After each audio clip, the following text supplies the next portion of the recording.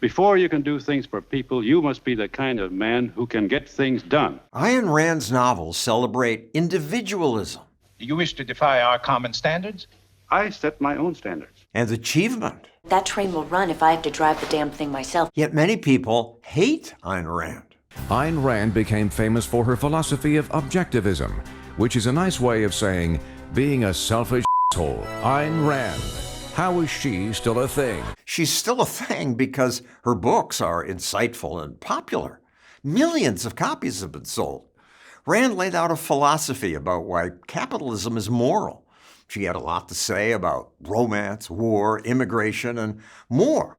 I talk about those things in Ayn Rand Hatred with Yaron Brook, chair of the Ayn Rand Institute. I'm told Ayn Rand is this horrible person who advocates selfishness.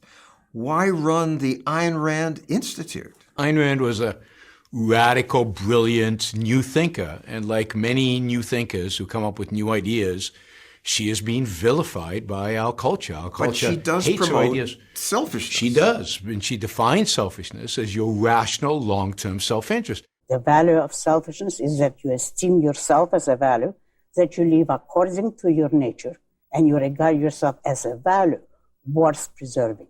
What is truly good for you, John? How should you live the best life possible to you? And that is not our common view of selfishness, of lying, cheating, stealing, backstabbing.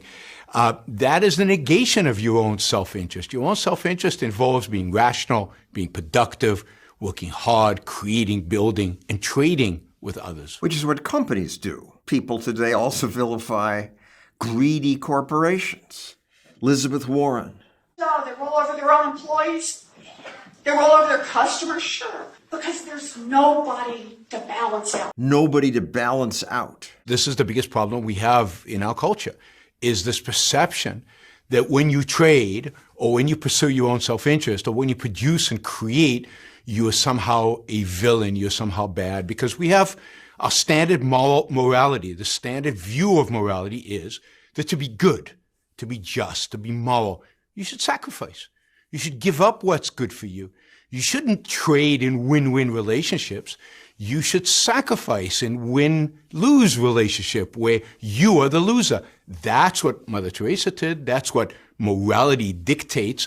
And therefore corporations and marketplaces and producers and builders and creators, by pursuing their own self-interest, their love of their profession, the money involved, they must be evil, because how can they stand up to a Mother Teresa? I agree with you that the corporations make money by doing good, but how can you trash charity and trash what Mother Teresa did? Nobody trashes charity, but is charity that noble?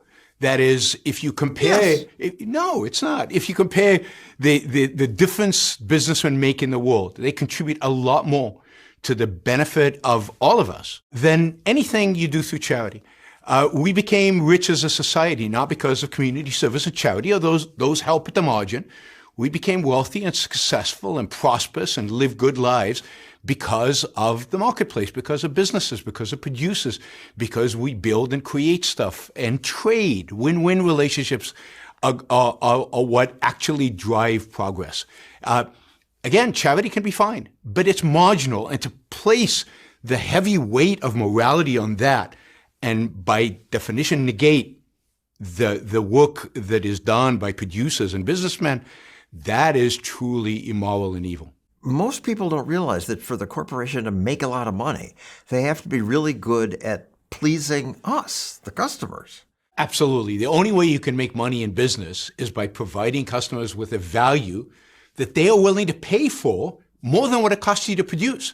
So the only way you can make money, the only way you can become a billionaire, is by making the lives of other people better, by providing them with values for themselves that they actually value, that they actually want.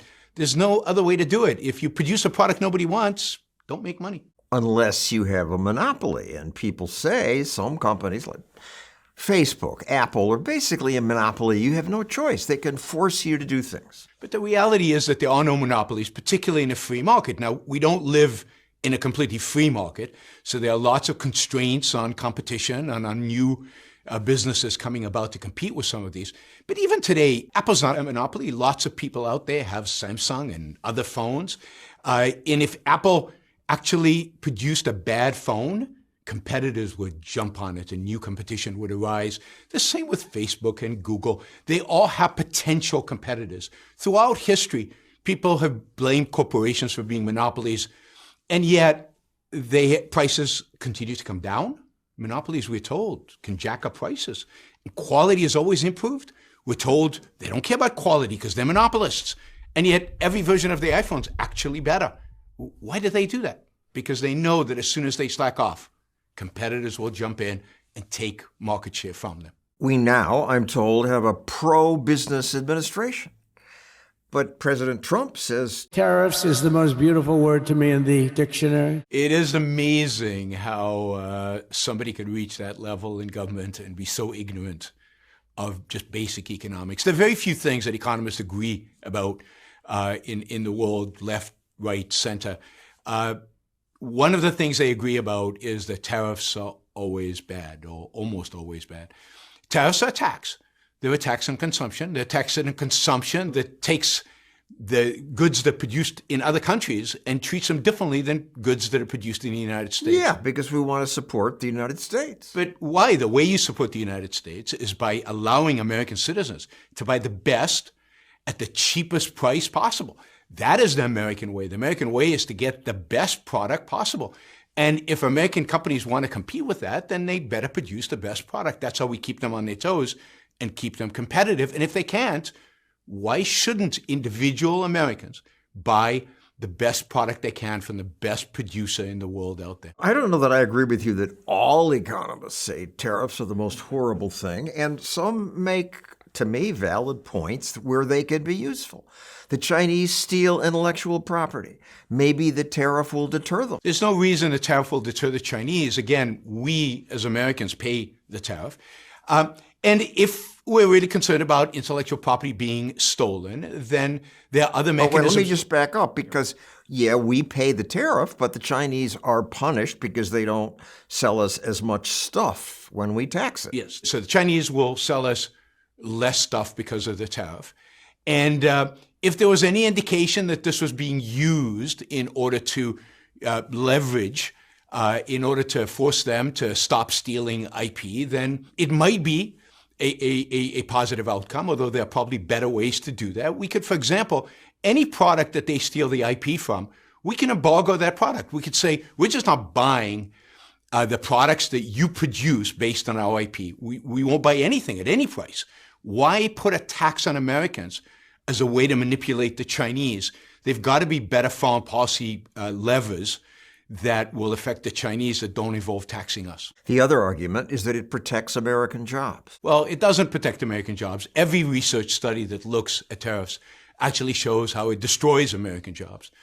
So if you put a tariff on steel, yes, you might protect some jobs in steel. But there are lots of companies in the U.S. that use steel, automobile manufacturers, washing machine manufacturers. They now pay a higher price for the steel. So their jobs are lost. And net, tariffs always reduce the number of jobs. They don't add jobs. Why don't people get this? People don't get a lot of stuff in economics. Economics is not as hard as people make it out to be. And yet we are constantly inundated with bad economic policies. And a lot of it has to do with the fact that if you don't trust business, if you don't trust corporations, if you don't trust the self-interested motivation of the profit motive, then you're quite happy to start putting restrictions and limitations and regulations and new taxes. People also have in America today something that is new that I don't think existed in past generation, and that is the sense of entitlement. I'm entitled to my job. My job cannot change. It has to be the same job I've always had. We used to have a spirit of competition. There used to be a spirit of, I'll maintain this job by being the best that I can be. That is gone, and American culture is much more entitled, and therefore we want to save so-called American jobs, and that pulls at the heartstrings. And to think that, no, actually this is destroying jobs, and secondarily, you don't have a right to your job. That is difficult for people to hold. And what you left out is, yes, it's destroying jobs, but when prices are lower, other jobs get created elsewhere in America. Yes, if we have an opportunity to buy cheap Chinese goods, then that means we have more money left over, which then we can use in order to buy other products, other goods, other services. The United States, people talk about manufacturing jobs have gone down. Yes, we're much more efficient. So we produce the same amount of stuff with a lot fewer people, primarily because of technology. And people say, oh, technology, not trade, is what killed some of those jobs. I think something around 85 to 90% of the jobs were killed by technology, by robots and mechanization. And then people say, oh, people go into service jobs. They lose their manufacturing jobs. But service jobs are great. All computer science jobs are service jobs. Programming is a service job. The fact You're working in an air-conditioned office rather than on the factory floor. It's absolutely more pleasant. We have moved jobs away from physical labor and more jobs of the mind, whereas human beings, we excel. On the other hand, it's not just a tax that takes from us. It also allows for lowering of other taxes. We get the tariff, maybe they'll lower income taxes. That's good. Anytime they lower income taxes, generally that is good. But there's absolutely no evidence that we can generate significant amounts of revenue from tariffs. One of the things that tariffs do, if the price of these goods go up, the amount that people purchase of those goods goes down. So the actual tariff that is generated, the tax revenue, is not particularly large. And given But it can be. I'm looking at the chart of tariffs in America. America used to be funded by tariffs. That's a really funny chart because, yes, it used to be funded by tariffs when the federal government spent 3% of GDP. When the federal government was tiny, tariffs were enough. But today, the federal government spends something around 22% of GDP, more than 7 times as much. You cannot generate that kind of revenue from tariffs. You can't even generate it, turns out, from even the income tax, because the fact is that we run massive deficits. Tariffs are not going to solve that problem. What we should be doing is shrinking the size of government. Instead of taxing our citizens to enrich other countries, we will tariff and tax foreign countries to enrich our citizens. That is just an ignorant statement where Donald Trump is basically leveraging the hostility and the suspicion Americans have of foreigners.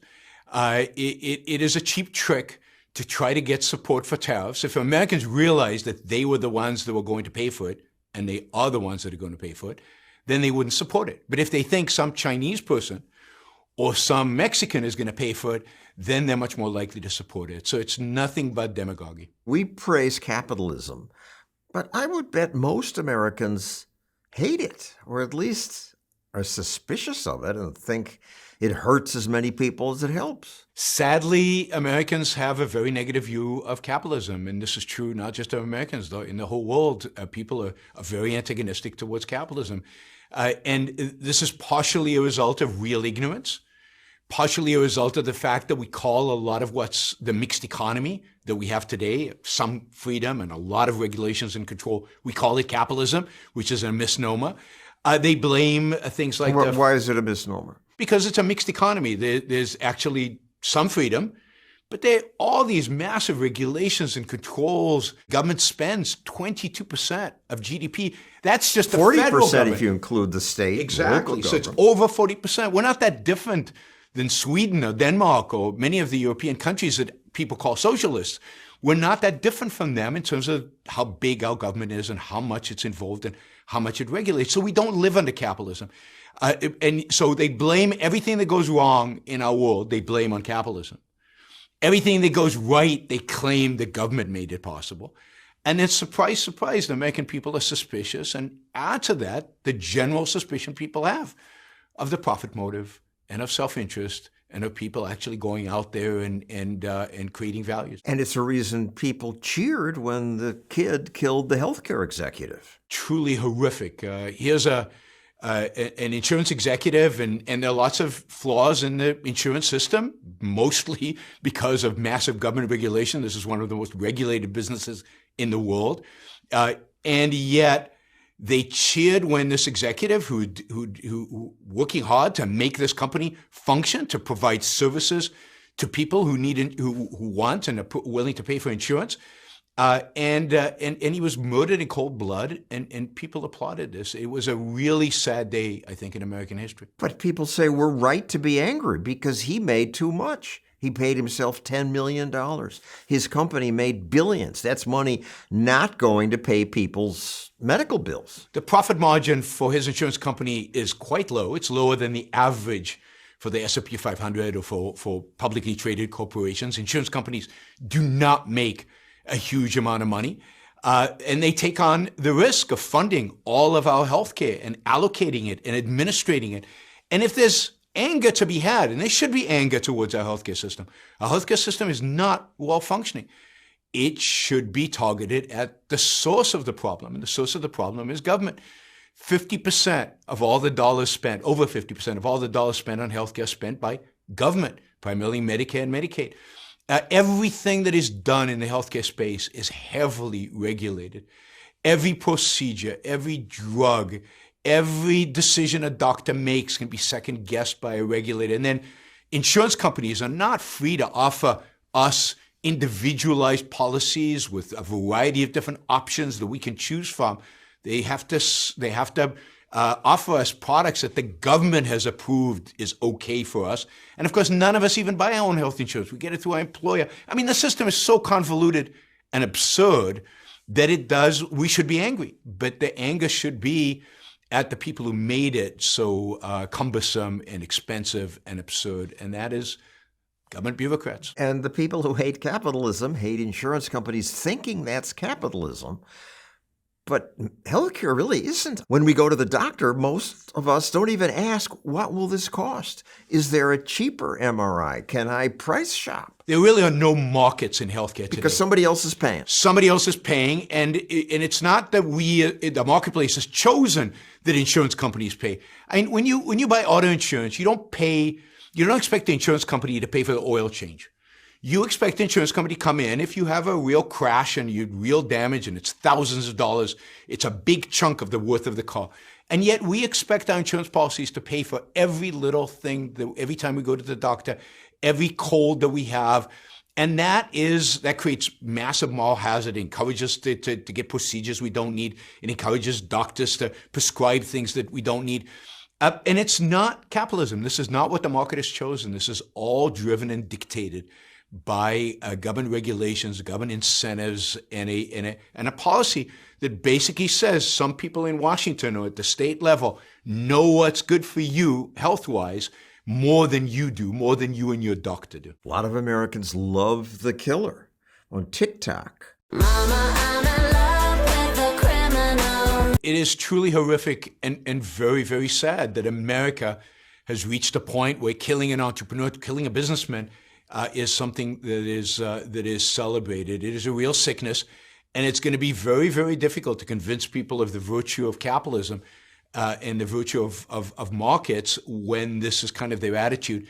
To people who work in a system that's heavily regulated, heavily controlled, and doing the best that they can, given all those constraints, and still serving the customers and providing real value. Something called the Monday Morning Podcast. I love that CEOs are fucking afraid right now. You should be. By and large, you're all a bunch of selfish, greedy fucking pieces of shit, and a lot of you are mass murderers. You just don't pull the trigger. That's why it looks clean. What would happen if all those CEOs, all those selfish, profit-seeking CEOs actually stopped doing what they were doing? If they just disappeared? Of course, that's the theme of a novel Ayn Rand wrote called Atlas Shrugged. That's what happens in the novel. And I think just as happens in the novel, I think would happen in reality. Economy would collapse. The things that all these people complaining about CEOs take for granted, their iPhones and their apps and their cameras and the groceries that they buy. There's a greedy grocery store behind the groceries that makes it possible for all those things to be available when you walk into the grocery store at a price that is for the most part acceptable, right? And if it's not, you don't have to buy it. Our whole quality of life is a consequence of the work being done by those greedy, selfish CEOs and greedy, selfish corporations. And when you reject them, when you deny them, you get the kind of poverty that exists in some parts of the world. And all these people wouldn't have Monday morning shows if that was the case. So that's the choice? poverty or bureaucratic healthcare systems? No, the real choice is freedom. And So nobody, how would you and or nobody's- Ayn Rand fix healthcare? How would Ayn Rand fix healthcare? Privatize it. We would get the government out of our healthcare. Government has nothing to add to the process of healthcare that should be between myself and my doctor and my insurance company and What pharma about companies. poor people who can't afford it? Poor people should be able to afford healthcare. That is, in a world in which healthcare is not run by the government that only drives up costs, people will be able to afford healthcare. And of course, that's why we have insurance. Insurance is there to cover these massive expenses that you might have if you have to go to the hospital. But today, insurance covers everything, so it's very expensive. But imagine an insurance policy that only covers those extreme circumstances, the places where you really cannot afford to go to the hospital. If it only covers catastrophic, it would also be cheap and everybody will be able to afford it. It shouldn't cost more. In states that don't heavily regulated health insurance, it doesn't cost more than your cell phone bill. And almost everybody has a cell phone. Everybody pays a cell phone bill. You'd think their healthcare would be more important to them than a cell phone. So almost everybody can afford catastrophic health insurance in a market economy. A market economy, and that's what Atlas Shrugged is about, which you mentioned, and I love the book. But people hate Ayn Rand on the John Oliver Show. Ayn Rand became famous for her philosophy of objectivism, which is a nice way of saying being a selfish asshole. Well, being selfish is not the same as being an Being selfish means caring about your own life. Being selfish means placing your own interest, your own life as your primary focus. It means using your mind. It means being rational, because that is ultimately, as human beings, that is the tool by which we survive. It means thinking long term, figuring out what's really good for me. What will make my life the best life that it can be? And she is smeared constantly. Constantly. And yet her books are popular. Books are popular. People are inspired by them. She inspires many of our leading businessmen were inspired to succeed because of her books. And yet the philosophy itself is smeared because it goes against at least 2,000 years of philosophy, 2,000 years of religion that tells us that the purpose of life and morality is to suffer and sacrifice and live for others. And she asks this really simple question: why? Why? Why is it good to want others to be happy, but not yourself? Why should I live for others? Why shouldn't I live for myself? I only have one life. There's only one shot at this. Why not make it the best that it can be? She's even criticized by people who largely agree with her. Jordan Peterson. Her noble people are too noble, and her ignoble people are too ignoble, and it divides the world too much into the bad guys and the good guys. Given the state of the intellectuals in our world today, to say that her ignoble people are unrealistic is bizarre. All you have to do is open up a newspaper, and you will find quotes that you would find extreme even for Ayn Rand. I mean, her villains don't even talk like this. So I think her villains have all come to life in the world in which we live. And look, the fact that he views her heroes as unrealistic says more about Jordan Peterson, I think, than it does about Ayn Rand's heroes. So she presents a vision of heroism, of nobility, of achieving happiness and success in life. And I think that is all possible for human beings by again, being rational, thinking long-term, and taking their lives and their careers seriously. Where does being selfish fit in your family?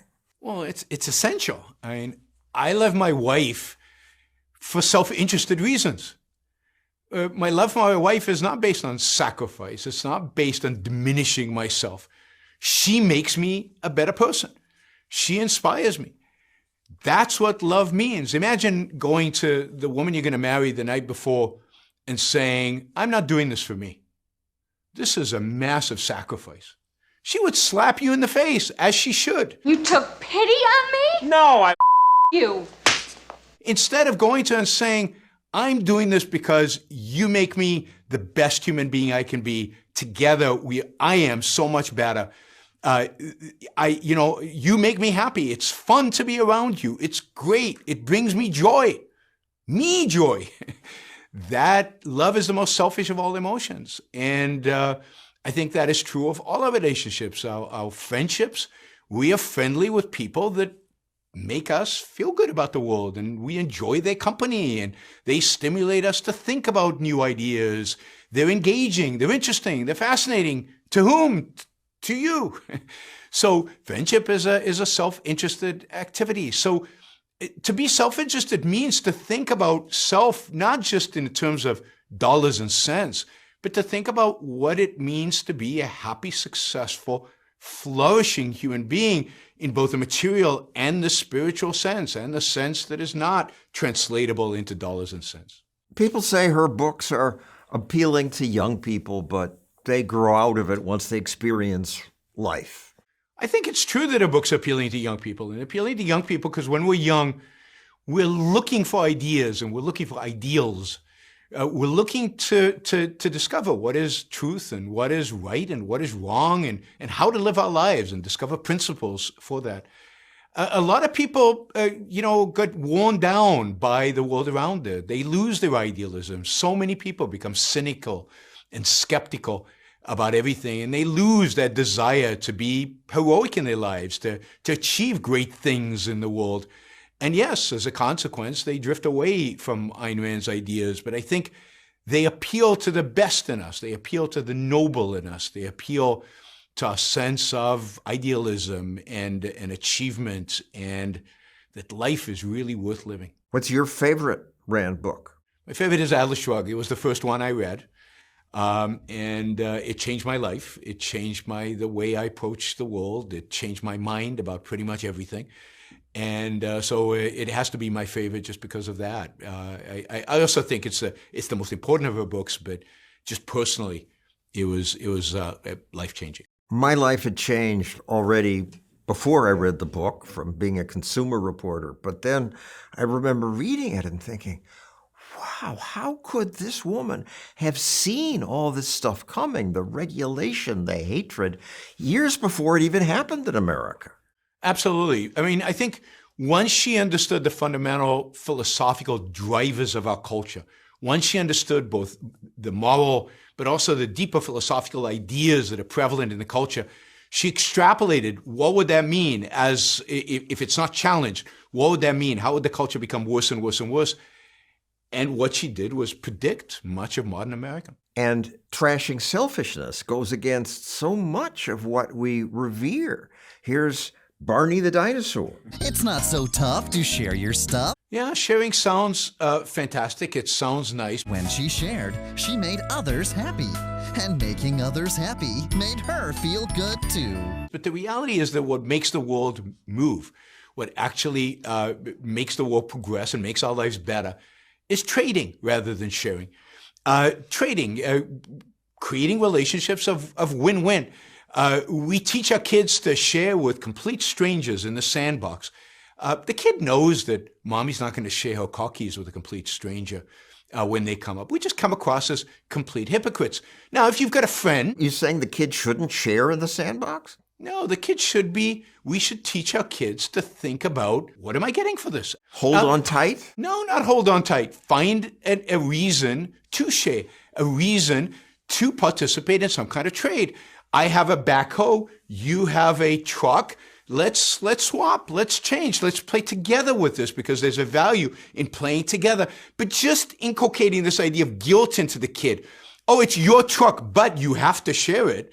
Well, mommy, you don't share your car. You don't share your home. You don't share your clothes. Why should I share this little truck? Why are we trying to inculcate communism into the kids? It's a sense of there's no private property and this is all communal. Teach the kid the value of playing with other children. Absolutely. Teach the kid the value of trading with other kids. Absolutely. But this idea that we inflict on them, this idea that it's not really yours, it's communal property, and to be a good person, you should share with everybody what is the communal property. That is maybe why we live in a world where socialism is still viewed as morally noble and beautiful, and capitalism is evil and bad. And you and she trashed the handouts, and yet she took Social Security. Yeah, I mean, she paid into Social Security for all those years, right? It's And why wouldn't she take it when she paid into the system? Oh, so only people who believe in socialism should be able to get their money back from the Social Security system, not the people who believe that it should be abolished, but who still end up, by use of coercion, forced to pay into it. They shouldn't get their money back? That is a perversion. What are the worst things our government has done?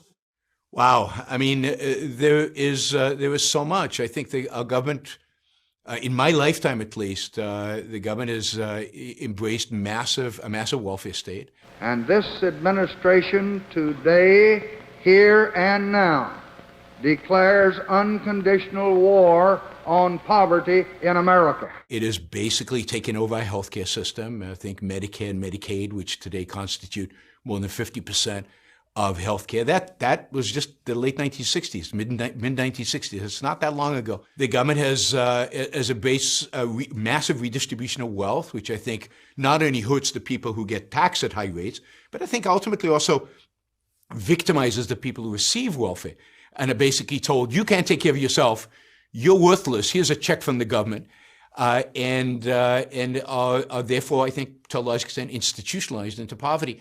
It holds them back. It doesn't encourage them to be ambitious. So certainly the welfare state, which encompasses so much. All right, well, let's talk more about that. It happened when I was in college. Lyndon Johnson declared war on poverty. Yep. We shall not rest until that war is won. It made sense. We're a rich country. Why should some people have so much while others have so little? If giving them money isn't going to do it, the government will create programs. Yes, that made sense to me. Yes, and I think we come from a moral perspective that says it's okay to force some people to help others because they should be helping anyway. That's the moral thing to do. And this is, again, what Ayn Rand challenges. She says, no, it's not your obligation to help them. What we would not permit is the government to initiate force against people who have hurt no one, who have not forced anyone. We would not give the government or the majority or any minority the right to take the life or the property of others. That was the original American system.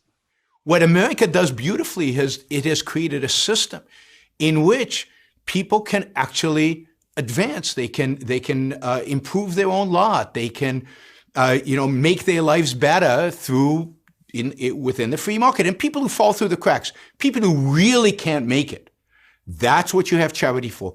That's what you have voluntary contributions from people who, for whatever reason, care, are willing to help their fellow man. That's beautiful. That's great. But that shouldn't be something that's coerced. It shouldn't be something that's forced. And it shouldn't be something that people learn to expect. It should be an aberration. It should be the exception. What people should expect is to have what they own. A system of justice where you get what you make, what you earn, and what you produce. And this well-intended program had an unexpected side effect, which is for the first time in history, we have a generation after generation that's just helpless. They're helpless. Once you start paying people not to work, once you start paying people not to be ambitious, then you create generation after generation of people who feel entitled, and they just expect that check to come in the mail. And they don't expect to take responsibility for their own lives and actually make something of their own life. And not only does this hurt them materially, they don't benefit materially from advancing and working and getting better. But Which is the stuff of life often, overcoming obstacles. Yeah, and that creates character, and that brings self-esteem. And ultimately, you cannot be happy unless you take care of yourself. You put food on the table for your family. A friend of mine used to tell the story of his grandfather, who was a bricklayer. And, he worked really, really hard, but he knew every day that the food on the table was something that he had produced, that he had brought. And that gave him a lot of pride and satisfaction. His grandson went out to be a successful CEO and incredibly wealthy because this grandfather had a sense of pride and sense of self-esteem, which I think, unfortunately, a lot of people today who are dependent on the welfare state are denied that and therefore denied their opportunity for happiness. Here's Lyndon Johnson. Better schools, and better health, and better homes, and better training, and better job opportunities. And what we have today is the worst schools in America or in the inner cities, or in poor places, in the places where we have a war on poverty. We have health care that is nowhere near as good as it could and should be because of all these government programs that then regulate and control and institutionalize mediocrity at best.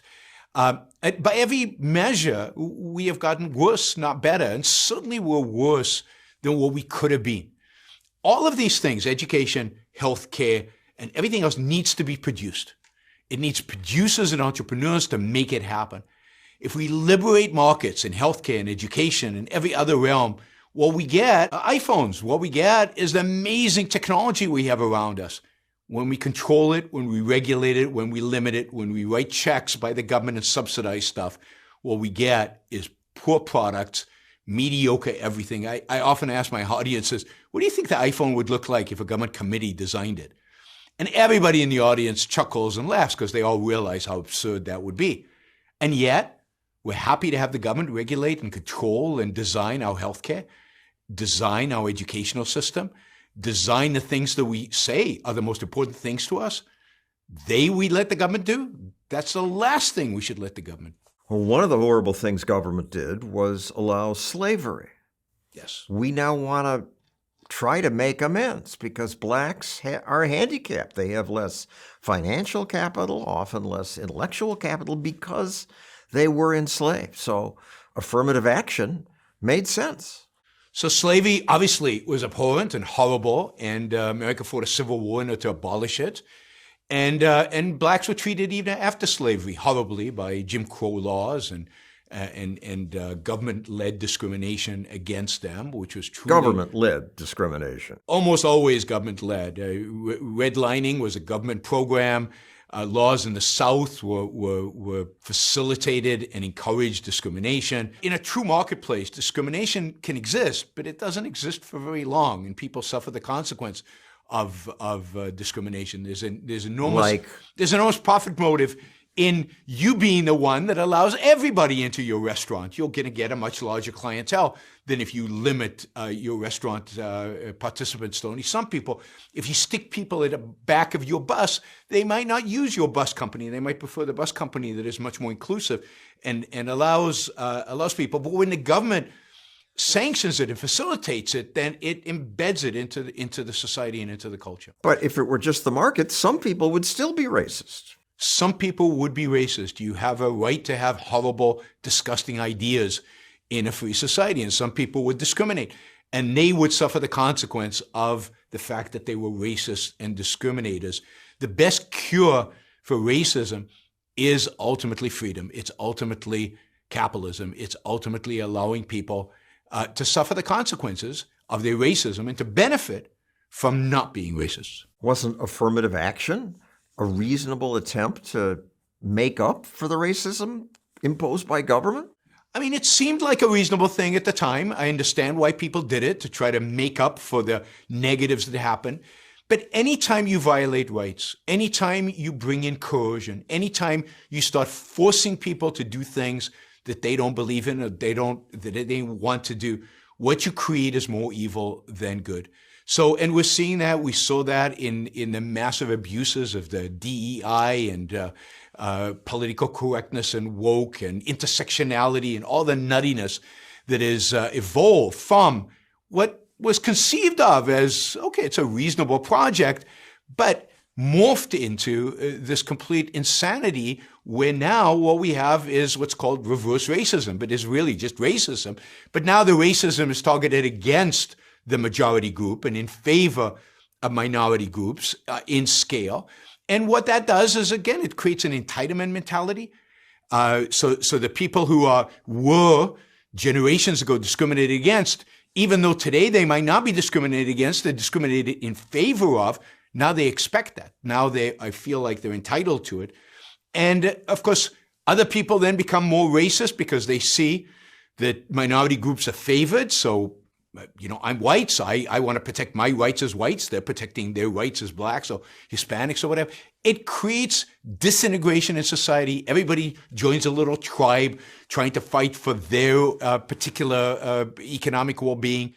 And it is a disaster. Donald Trump issued an order saying no more affirmative action in the federal government. The pendulum has swung? There's no question. The American people have turned against DEI and woke and a lot of these programs. I think this might be one of the, if not the most important thing Donald Trump will do in his presidency. I think by stopping affirmative action at the government level and through government, all its contractors and its contractors, this will have a profound impact on the way business is done, and it will change, I think, businesses' attitudes towards hiring, and maybe we can go back to hiring people based on merit, based on character, based on ability, instead of based on irrelevant aspects like skin color and sexual orientation.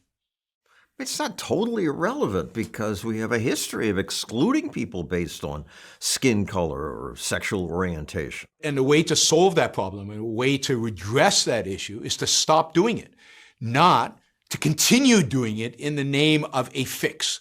So the way to get rid of racism is to stop being racist. It's to become, as Martin Luther King projected and inspired us, to become truly colorblind, which is what I think happens when you stop thinking in terms of race and in terms of all these protected groups.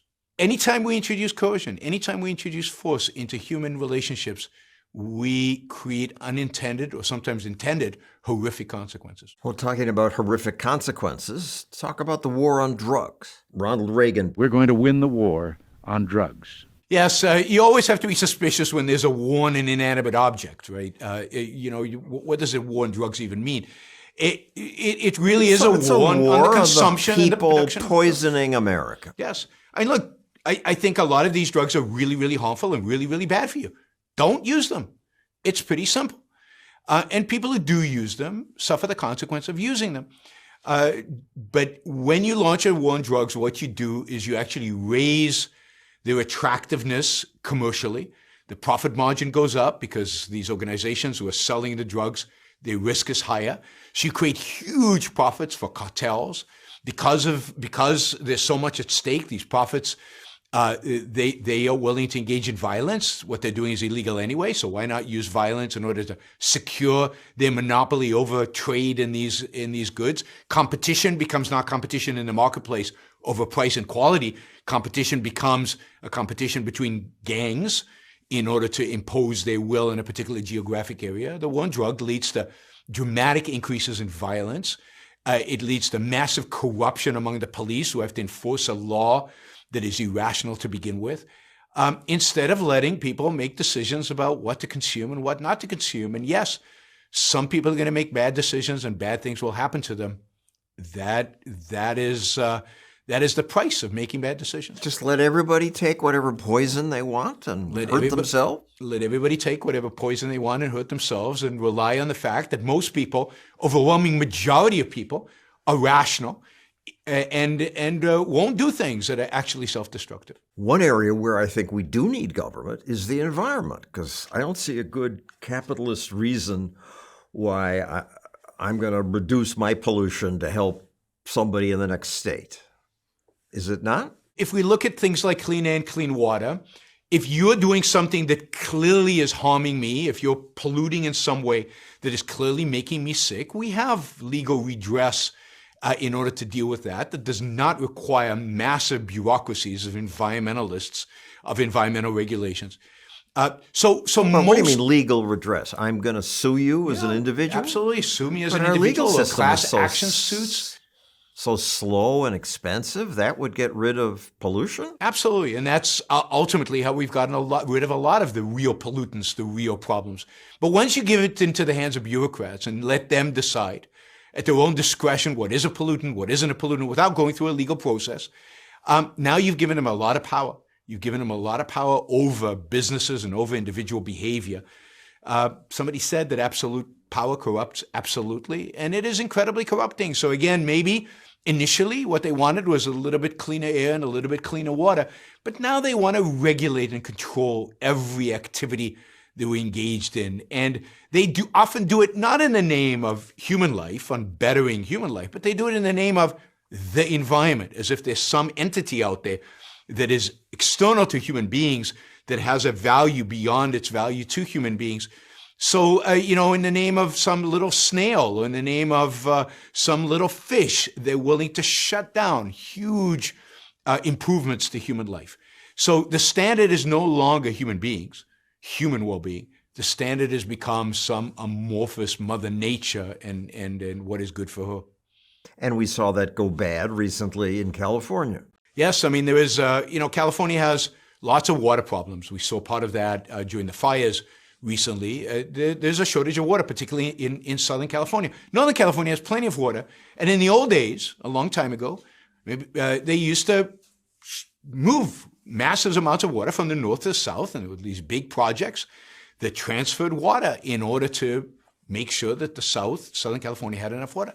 These days, there's still a lot of water available in the north that cannot be moved south because of some, tiny little fish that lives in the delta smelt. Can't move water south because of this delta smelt. Instead, this water pours into the Pacific Ocean as California says continuously that they're in these emergency drought situations.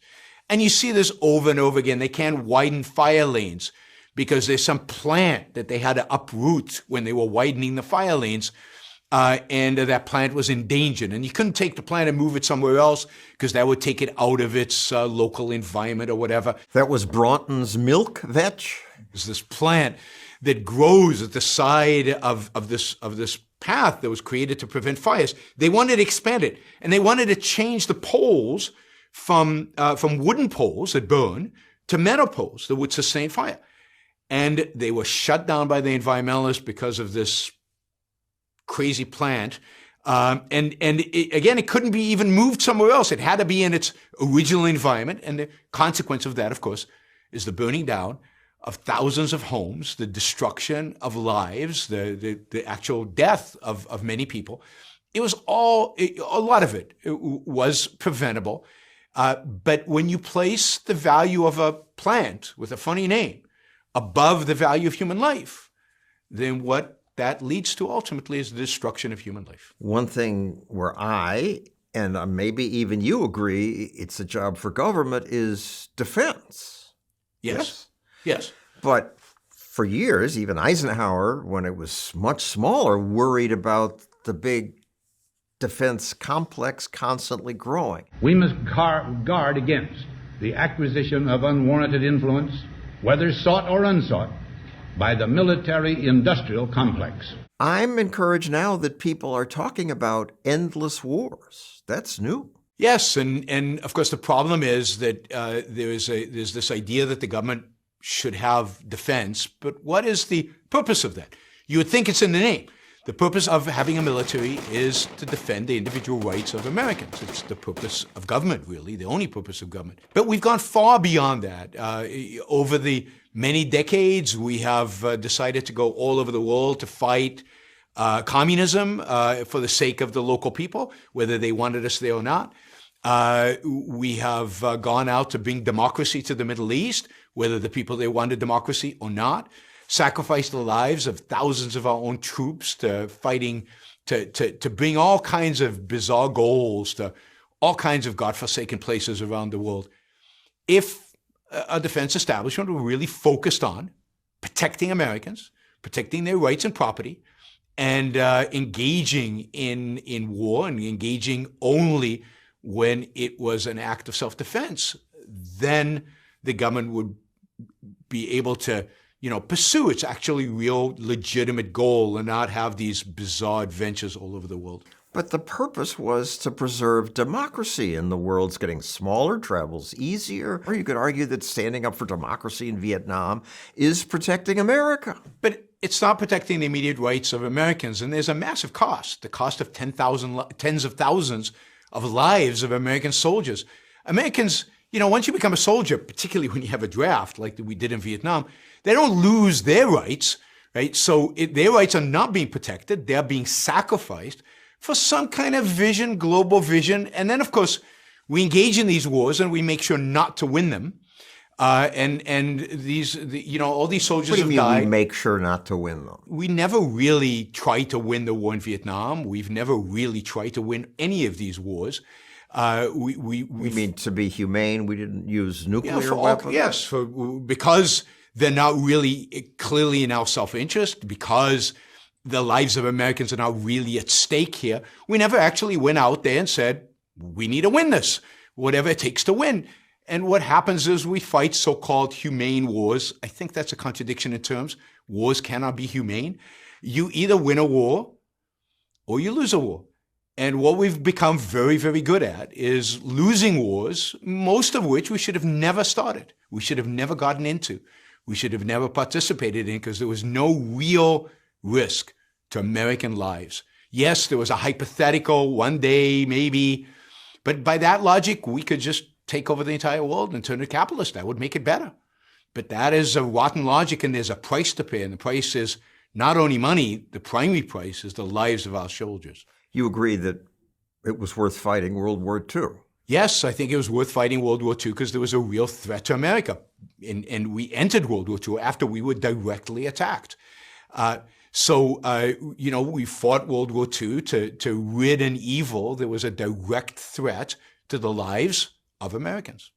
What about Kosovo? We stopped ethnic cleansing. Today, our armed forces joined our NATO allies in airstrikes against Serbian forces. That is not the job of the American government to stop ethnic cleansing around the world. It's not the job of the American government to sacrifice American kids for the sake of the lives of people outside the United States. What about Grenada? A joint effort to restore order and democracy on the island of Grenada. We didn't sacrifice American kids, but there was this communists had taken over. They were going to maybe bring in a Cuban Soviet military base. Now they vote for their leaders. Which is wonderful. There's no question that a lot of what the United States has done around the world has made the world better. Even getting rid of Saddam Hussein is better. He was a really, really, really bad guy. No question about that. But again, there's a cost to these things, and the cost is not justified. Yes, Grenada, by chance, didn't cost lives of anybody. Iraq certainly did cost a lot of lives. And what was the ultimate purpose? Once you negate that purpose, once you're willing to do Grenadas, where the direct interest of the United States is non-existent, then there's no limit to where you're willing to go to war in order to bring about some outcome that somebody imagines is better for the world. What about Ukraine? Well, I think Ukraine is a situation where I wouldn't, and I don't think the United States should put troops on the ground in order to fight that war. But if we can help another country stop an aggressor, stop somebody who has ambitions for far more than Ukraine, then I think it's worth a while, and it's relatively cheap to stop him now rather than have to deal with him much later. $17 billion is relatively cheap? In a world of a $1 trillion defense, or close to $1 trillion defense budget, yes, it's relatively cheap. And it's relatively cheap, particularly when you take into account the costs that are going to arise if Putin ever attacked NATO. And then by treaty, we would be obligated to participate. And now we're not just talking about money, we're talking about lives. Stopping him in Ukraine has enormous value to the United States. Not enough to put troops on the ground, but enough to spend some money, particularly given how much money the United States spends already. You were born in Israel. America gives $3 billion to Israel. Is that right? It gives primarily, the primary support it gives to Israel is military support. It used to give economic support. I don't think it should give anything to Israel. Israel's a relatively rich country that should be able to fund its own defense and fund its own economy and not become a welfare recipient off of the American taxpayer. Israel can defend itself. Indeed, part of the problem that Israel faces right now in defending itself is because it gets so much aid from the United States. That aid can be used to tie Israel's hands and prevent it from doing what is necessary to defend itself. Moving on to immigration. You're an immigrant. Ayn Rand supported immigration. She was an immigrant. A lot of people came to America. Americans didn't like this. And now there's this crackdown, and most Americans are solidly behind that. Sadly, the attitude of Americans towards immigration has changed dramatically, really over the last 100 years. This used to be a land that had open borders, and people came in as long as they weren't carrying infectious diseases or they were criminals, they were allowed to come in. In those days, there was no welfare state, so they, of course, had to work in order to sustain themselves. Unfortunately, today, We have ever-growing hostility towards immigrants. We have very, very limited legal immigration. Legal immigration is unbelievably complicated and complex and makes it almost impossible to come here. And many people, as a consequence, who want a part of the American dream, choose to come here illegally because it is the only option available to them to come to the United States. And that has caused resentment among Americans. But it is sad because immigrants ultimately are a massive benefit to the Americans that live in America. And of course, America is always supposedly the land of the free. What is it about this arbitrary line that we draw in the sand that makes it impossible to be free to cross it? Because people will come here and take our jobs and collect our welfare benefits. You can't have open borders with a welfare state. We could, of course, eliminate welfare for immigrants. We could say if you come here, you don't get welfare benefits. And the illegal immigrants mostly don't. And illegal immigrants don't, although many of them come under the guise of asylum, and then they kind of legal, and then they tend to get a bunch of welfare and benefits that I think a lot of people resent. They get Obamacare and hospitals. And in New York, they put them up in hotels and in different places. That's humane. 200 families with children will be placed at the Row NYC Hotel in Midtown. There is a real basis for people resenting that fact, that people are crossing over and just getting handed goodies. Families will be offered an array of legal and medical and social services. The children will also be enrolled in public school. And one way to deal with that is not to restrict immigration. Immigrants are net positive. The way to deal with that is to restrict the goodies, to restrict the welfare payments that they receive. If you go back to they take our jobs, this is the same attitude towards automation. It is the same attitude towards trade. Your job is not yours. You have to earn it. And the fact that we are so afraid of competition from immigrants coming to this country is sad.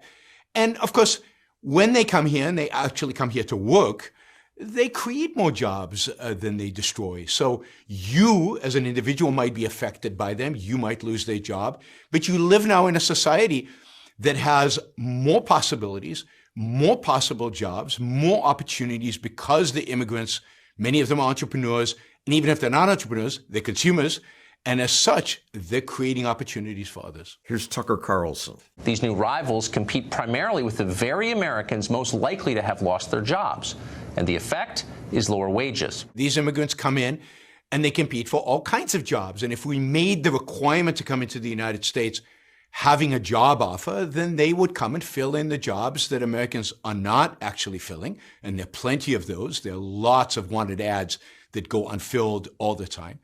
And of course, every serious economic study has shown that the net effect that they have is to raise wages of others. They create more jobs than they supposedly take away. But again, there's a whole mentality. There's an entitlement mentality.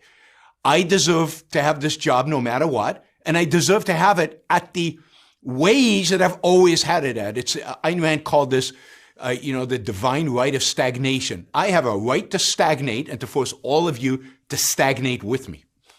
Immigrants bring dynamism. We should embrace that. Dynamism meaning change, new ideas. New ideas, new jobs, new entrepreneurs. Half of all the very successful Silicon Valley startups were founded by immigrants. So they shake things up, and that should be something we embrace. A lot of Americans don't want things shaken up. People say, I don't want to press 1 for English. The Homeland Security Advisor. America is for Americans and Americans only. We made the country good, better than other countries. Why would we bring in these other people? It's not really we who made this country a great country. We stand on the shoulders of many generations that have worked hard to make this country what it is. Most of those generations were immigrants. Most of those generations came to this country, and they worked hard. And at the end of the day, what made America great are the ideas of the founding. None of us are the founders. And it's those ideas that not our genes, not our skin color, not where we came from in the world, but the ideas that what made this country great. And by limiting immigration, by restricting some people, saying you're not free, you don't have liberty, we are basically working against those ideas. We're negating the very principles that made us as successful as we are. Sounds like you want America to be selfless. No, I want America to be selfish. I want to be able to hire whomever I want. It's none of your business or the government's business or anybody's business who I hire. And if I want to go down to Mexico or to travel to Europe and hire a bunch of engineers or to hire a gardener from Mexico, why is it anybody's business who I hire and who I engage in trade with? It is, first of all, individualistic. It is my right to engage in transactions with whoever I want. And it is a violation and an abuse of my rights for the government and people in society to step in and restrict my abilities to trade with other people. The United States benefits enormously from immigrants. We've talked about this. Wages go up, new jobs are created, businesses are started, entrepreneurs build new businesses, build new products that we never had before.